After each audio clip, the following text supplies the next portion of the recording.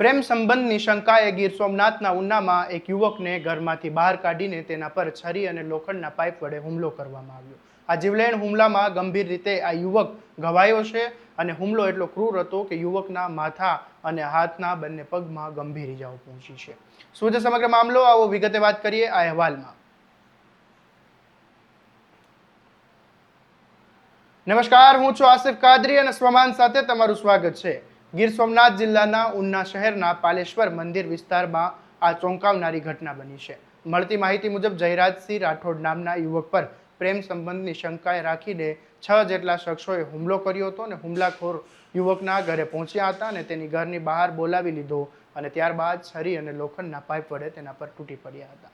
આ હુમલામાં યુવકના માથા, હાથ અને બંને પગમાં ગંભીર ઇજાઓ પહોંચી છે. ડોક્ટરે આ હાથ અને પગમાં ફ્રેક્ચરની પણ આશંકા હોવાનું જણાવ્યું છે.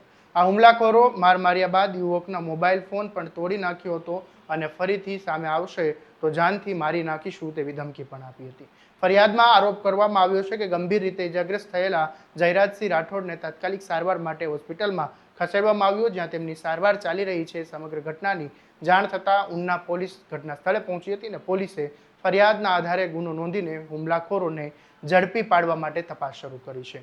હુમલામાં સંડોવાયેલા તમામ શખ્સોની ઓળખ તેમજ ઘટનાની ચોક્કસ કારણો અંગે પણ પોલીસ વધુ તપાસ ચલાવી રહી છે. પ્રેમ સંબંધની શંકા રાખીને કાયદો હાથમાં લેવાની આવી ઘટનાઓ સમાજમાં ચિંતાનો વિષય બની રહી છે. હવે જોવાનું એ રહેશે કે પોલીસ આરોપીઓને કેટલી ઝડપથી ઝડપી પાડે છે અને કાયદેસરની કાર્યવાહી ક્યાં સુધી પહોંચે છે.